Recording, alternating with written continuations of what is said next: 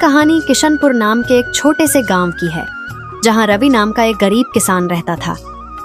रवि के परिवार में उसके अलावा उसकी पत्नी मीरा और एक बेटा अमन था, जिनके साथ वह बहुत खुशी खुशी रहता था। रवि के पास गांव में अपनी एक जमीन थी, जहां पर खेती कर वह अपने घर का पालन पोषण करता था। परंतु अब उसकी वह जमीन पहले की तरह उपजाऊ नहीं रही थी। धीरे धीरे उसकी जमीन से फसल की पैदावार भी कम होने लगी थी। एक दिन इसी चिंता में वह अपनी जमीन के पास बैठा होता है और कमाने का कोई और जरिया सोचने लगता है। दिन प्रतिदिन मेरी इस जमीन से उगने वाली फसल कम होती जा रही है। लगता है मुझे अब कोई दूसरी जमीन लेकर काम करना होगा या तो कोई और जरिया ढूंढना होगा कमाने का। पर अब मैं इस जमीन के भरोसे नहीं रह सकता हूँ। चलो एक बार चलकर मीरा से राय लेकर देखता हूँ, वह क्या कहती है इस बारे में। रवि तुरंत खेत से अपने घर की तरफ चल पड़ता है। घर पहुंचकर वह सबसे पहले अपनी पत्नी मीरा को आवाज लगाता है। मीरा, जरा यहाँ आना, तो तुमसे एक जरूरी बात करनी है। रवि की आवाज सुनकर मीरा वहां आ जाती है।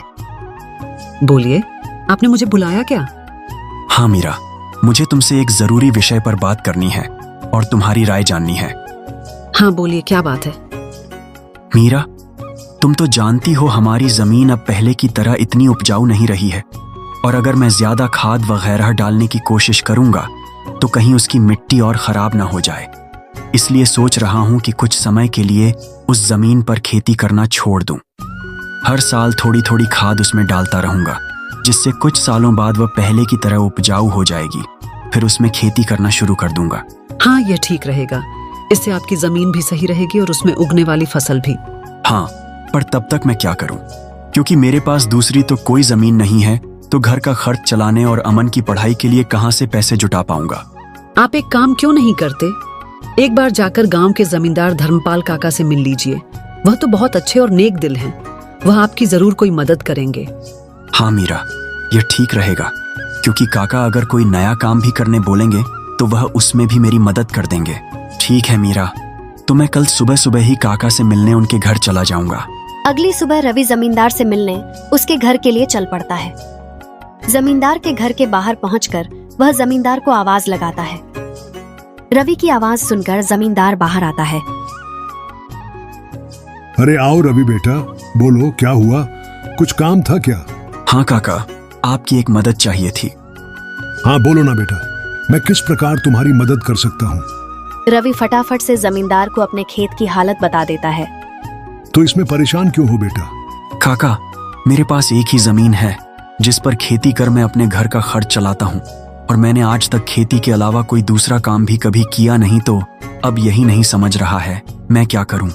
बेटा, खेती के अलावा दूसरा काम क्यों करना? तुम एक काम करो, मेरे पास गांव के बाहर एक जमीन है, तुम उस पर खेती करो।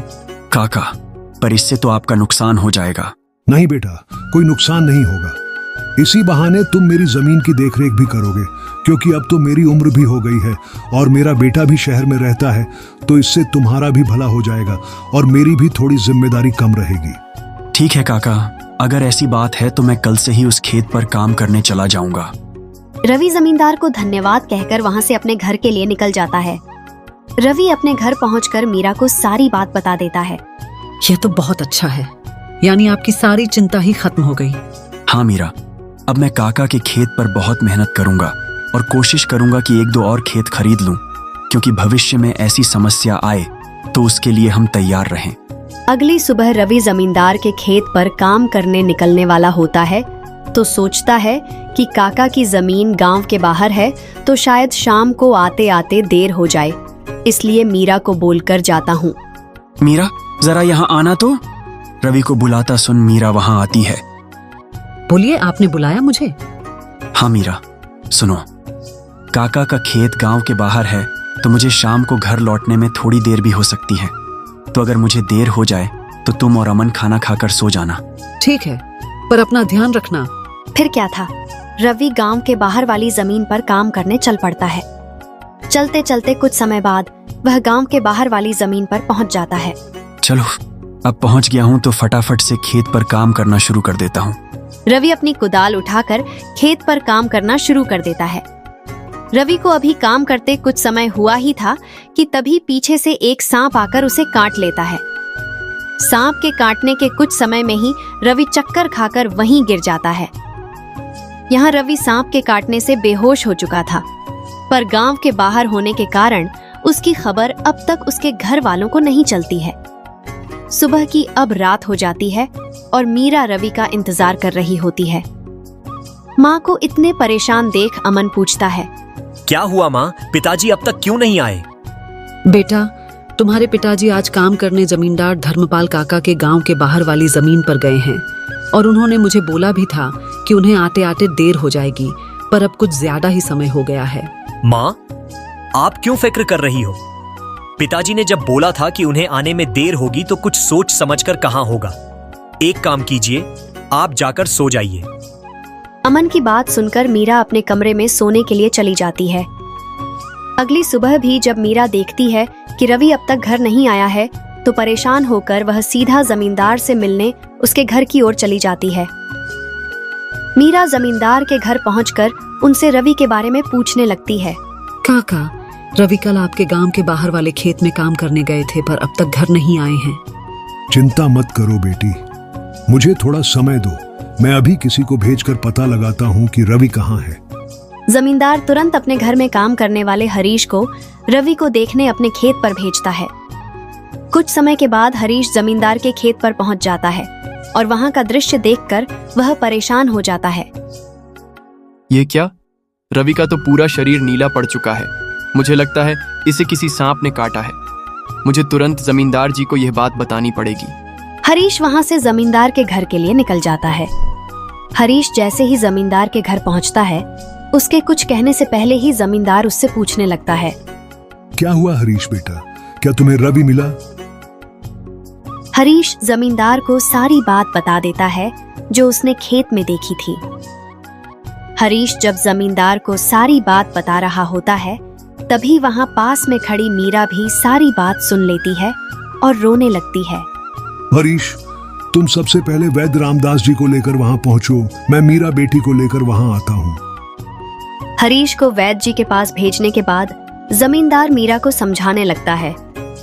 मीरा बेटी, पहले तो तुम रोना बंद करो और जल्दी से मेरे साथ चलो, क्योंकि तुम्हारे रोने से रवि ठीक नहीं होगा। फिर क्या था, जमींदार मीरा को लेकर रवि को देखने उसके खेत की तरफ निकल जाता है और हरीश वैद्य जी को लेने दूसरी तरफ निकल जाता है। जमींदार और मीरा जब वहां पहुंचे तो उन्होंने देखा रवि बेहोश हालात में खेत में गिरा था और उसका पूरा शरीर नीला पड़ चुका था। तभी वहां वैद्य रामदास जी आ जाते हैं। वैद्य जी रवि की हालत का जायजा लेने लगते हैं। क्या हुआ वैद्य जी, अब कैसी है रवि की हालत? देखिए जमींदार जी, मैं आपको झूठ बोलकर अंधेरे में नहीं रखना चाहता हूं, पर रवि की हालत बहुत खराब है। वैसे तो मैंने उसे जहर को काटने वाली औषधि दे दी है, परंतु जहर रवि के अंदर कुछ ज्यादा समय तक रह गया है, जिस कारण वह प्रगाढ़ बेहोशी के हालत में चला गया है। प्रगाढ़ बेहोशी, यह क्या होता है वैद्य जी? प्रगाढ़ बेहोशी के हालत में व्यक्ति जीवित तो होता है, परंतु उसके बदन के हिस्से में हलचल नहीं होती है, और यह अब कब होश में आएगा यह भी नहीं कह सकते हैं। वैद्य जी, तो अब हम क्या करें? देखिए जमींदार जी, अभी के लिए मैं कुछ दवाइयां दे रहा हूं, उसे समय समय पर पानी में मिलाकर देना, बाकी तो सब ऊपर वाले के भरोसे हैं। वैद्य रवि की हालत का जायजा लेकर और दवा देकर वहां से चले गए। फिर कुछ गांव वाले रवि को लाकर उसको उसके घर के बिस्तर पर लिटा देते हैं। देखो मीरा बेटी, तुम बिल्कुल चिंता मत करना, तुम रवि की अच्छे से देखभाल करो, देखना वह बहुत जल्द ठीक हो जाएगा। और तुम्हें अगर किसी भी चीज की कोई भी जरूरत हो तो मुझे जरूर बता देना, और हर महीने मैं तुम्हारे लिए और अमन के लिए कुछ पैसे भेजता रहूंगा, पर तुम हिम्मत मत हारना। आपका बहुत बहुत धन्यवाद काका, आप हम लोगों की बहुत मदद कर रहे हो। जमींदार फिर वहां से मीरा को दिलासा देकर चले जाते हैं। जमींदार के जाने के बाद वहां अमन आ जाता है और अपने पिता की हालत देखकर मीरा से उसका कारण पूछने लगता है। माँ, ये पिताजी को क्या हुआ है? बेटा, तुम्हारे पिताजी को कल खेत में सांप ने काट लिया है, जिस कारण वह बेहोश हो गए हैं। माँ, तो पिताजी होश में कब आएंगे? बेटा, वैद्य जी ने कुछ दवाइयां दी हैं और उन्हें समय समय पर पिलाने को कहा है। उन्होंने बोला कि उन दवाइयों से वह बहुत जल्द ठीक हो जाएंगे। पर माँ, पिताजी की ऐसी हालत है तो अब हमारे घर का खर्च कैसे चलेगा? बेटा, तुम उसकी चिंता मत करो, मैं हूं ना। मैं सब संभाल लूंगी। नहीं माँ, आप क्या क्या करोगी? आप पिताजी का ध्यान रखोगी, आप घर संभालोगी, घर का खर्च देखोगी। माँ, आप बस पिताजी का और घर का ध्यान रखो। मैं अब खेत पर काम करके घर का खर्च चलाऊंगा। अमन की ऐसी बातें सुन मीरा भावुक हो जाती है। नहीं बेटा, तुमको काम करने की कोई जरूरत नहीं है, मैं सब संभाल लूंगी। तुम बस अपनी पढ़ाई का ध्यान रखो। तुम्हारे पिताजी का सपना है कि तुम बहुत बड़े अफसर बनो और मैं तुम्हें वह बनाकर रहूंगी, भले उसके लिए मुझे कितनी भी मेहनत क्यों ना करनी पड़े। फिर मीरा अमन को वहां से पढ़ने भेज देती है। मुझे अब कुछ करना ही होगा, क्योंकि मैं अब रवि का ठीक होने का इंतजार तो नहीं कर सकती हूँ। मुझे अब खुद जाकर खेती करनी होगी और हो सके तो कोई और काम भी देखना होगा। अगली सुबह मीरा सीधे जमींदार से मिलने पहुंच जाती है। नमस्ते जमींदार काका। नमस्ते बेटी, बताओ कैसे आना हुआ और रवि की तबीयत अब कैसी है? काका, रवि की तबीयत फिलहाल तो वैसी ही है और मुझे आपकी एक मदद चाहिए थी, इसीलिए मैं आपसे मिलने चली आई। हाँ बोलो ना बेटी, मैं तुम्हारी किस प्रकार मदद कर सकता हूँ? काका, मैं चाहती हूँ कि जो जमीन आपने रवि को दी थी काम करने के लिए, आप मुझे उस पर काम करने की इजाजत दे दी, ताकि मैं उस पर काम करके अपने घर का खर्च और अमन की पढ़ाई करा सकूं। बेटी, पर तुम्हें वहां काम करने की कोई जरूरत नहीं है। मैं हूं ना, मैं तुम्हारे घर के लिए जो भी खर्च लगेगा हर महीने भेज दिया करूंगा। नहीं काका, आपने अब तक हमारी बहुत मदद की है, अब आप बस मुझे आपके खेत में काम करने की इजाजत दे दीजिए। जमींदार मीरा को बहुत समझाने की कोशिश करता है, पर मीरा जमींदार की बात मानने को तैयार नहीं थी। आखिर में मीरा की बातें सुनने के बाद जमींदार सोचने लगता है। मुझे लगता है मीरा मेरी बात नहीं मानेगी, पर अगर वह काम करने इतने दूर जाएगी तो वह रवि का ध्यान नहीं रख पाएगी। एक काम करता हूँ, मैं मीरा को मेरी गांव के अंदर वाली जमीन पर काम करने के लिए कह देता हूँ, ताकि वह खेतों पर काम भी कर सके और अपने घर का ध्यान भी रख सके। ठीक है मीरा बेटी, मैं तुम्हें अपने खेत पर काम करने की इजाजत तो दे सकता हूँ, पर तुम्हें मेरी एक बात माननी होगी। हाँ काका, बोलिए ना। बेटी, तुम्हें मेरे गांव के बाहर वाले खेत पर काम करने की कोई जरूरत नहीं है। मेरे पास तुम्हारे घर के नजदीक भी एक खेत है, तुम वहां काम कर सकती हो, ताकि तुम अपने घर का और रवि का दोनों का ख्याल रख पाओगी। काका, ये तो और भी अच्छा रहेगा, इससे तो मेरी बहुत मदद हो जाएगी। बेटी, पर एक छोटी सी समस्या है, वह खेत बाहर वाले खेत से थोड़ा छोटा है। हाँ तो कोई बात नहीं है काका, वह खेत मेरे घर से नजदीक है, वही बहुत बड़ी बात है। मैं खेत में काम करने के साथ साथ दूसरे के घर का काम भी करना शुरू कर दूंगी, ताकि उन पैसों से मैं अमन की पढ़ाई का खर्च निकाल सकूं। बेटी, पर तुम्हें इतना काम करने की क्या जरूरत है? काका, मुझे काम करना ही होगा। रवि का सपना था कि अमन पढ़ लिख कर बड़ा आदमी बने। अगर मैं मेहनत नहीं करूंगी तो उसका सपना अधूरा रह जाएगा। अमन की पढ़ाई के लिए और घर चलाने के लिए मुझे हर हाल में यह जिम्मेदारी उठानी पड़ेगी। जमींदार मीरा के संकल्प और साहस से भावुक हो जाते हैं। ठीक है बेटी, तुम्हारी मेहनत देखकर मुझे पूरा भरोसा है कि तुम जरूर सफल होगी। मैं तुम्हारी हर संभव मदद करूंगा। तुम कड़ी मेहनत करो, भगवान भी तुम्हारे साथ है। मीरा ने जमींदार के गांव के अंदर वाले खेत पर काम करना शुरू कर दिया। धीरे धीरे मीरा की मेहनत रंग लाने लगी।